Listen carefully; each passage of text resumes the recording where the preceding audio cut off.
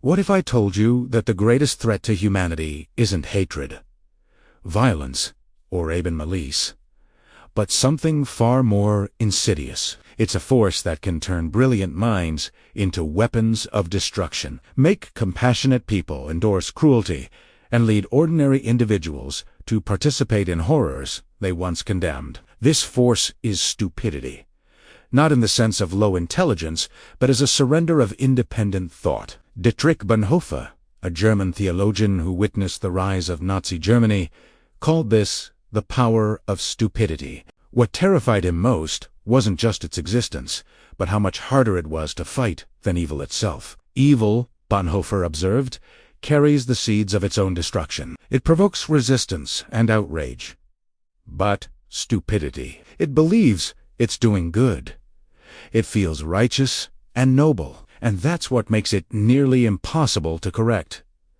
Think about it. The real danger to civilization may not be the rare sociopaths who consciously plan atrocities, but the millions of ordinary people who stop thinking for themselves and let others do it for them. They don't see themselves as villains. They see themselves as loyal citizens, good neighbors, protective parents. Yet they become carriers of destructive ideas, spreading them with conviction precisely because they believe they're Bonhoeffer witnessed this firsthand in 1930s and 40s Germany. Educated individuals, professors, clergy, doctors, people who should have known better, abandoned their independent judgment. They surrendered two slogans, groupthink and the seductive simplicity of ideology. These weren't ignorant masses being manipulated by clever propaganda. These were intellectuals, leaders, and community pillars actively participating in their own intellectual surrender. From his prison cell, awaiting execution for resisting Hitler, Bonhoeffer wrote his chilling conclusion: "Against stupidity we are defenseless. Neither protests nor force accomplish anything here. Reason falls on deaf ears." This wasn't just abstract philosophy. Modern psychology has proven how right he was. In 1961, Stanley Milgram conducted his infamous obedience experiments at Yale. Ordinary volunteers, instructed by an authority figure, were asked to administer electric shocks to a stranger. Despite hearing screams of agony, 65% of participants delivered what they believed were potentially lethal shocks. These weren't sadists or monsters. They were ordinary people who, for a moment, surrendered their independent moral judgment. The lesson is clear. Stupidity isn't the absence of intelligence. It's the surrender of thought. And when enough people surrender, civilization itself begins to crumble.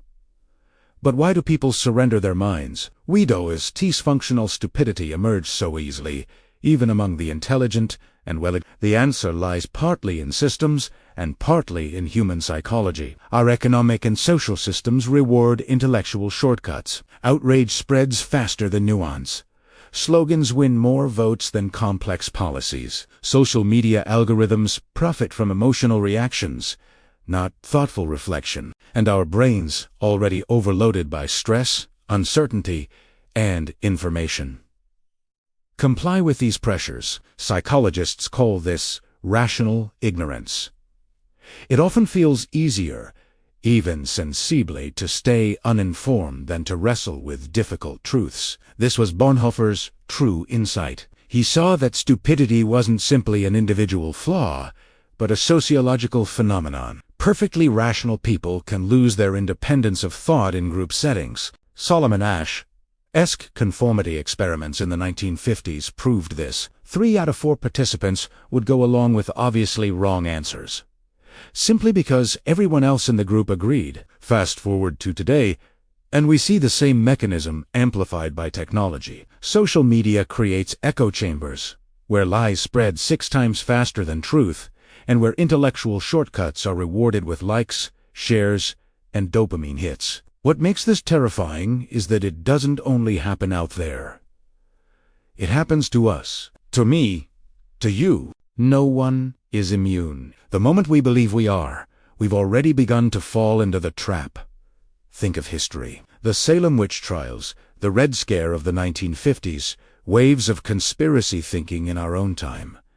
These weren't led by evil masterminds. They were driven by ordinary, sincere people who believed they were protecting their communities, defending their values, safeguarding their children. In each case, stupidity wore the mask of virtue. So, how do we fight back? Bonhoeffer believed it required what he called costly grace, the willingness to think independently even when it hurts, even when it isolates us, even when it costs us our lives. Thinking, true thinking, is hard work. It requires holding contradictory ideas in tension. It requires saying, I don't know when the world demands certainty. It requires courage when everyone around us demands conformity.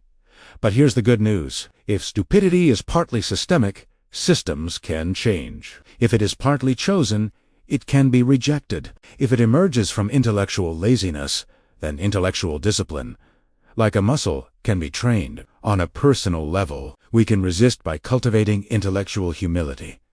The recognition that our knowledge is always incomplete, always fallible. We can deliberately expose ourselves to opposing viewpoints, not to torture ourselves, but to test whether our beliefs can withstand scrutiny. We can slow down before sharing information, pausing for even 60 seconds to verify a claim before amplifying it. We can practice the radical act of admitting, I don't know. But individual effort isn't enough. We must also demand structural changes.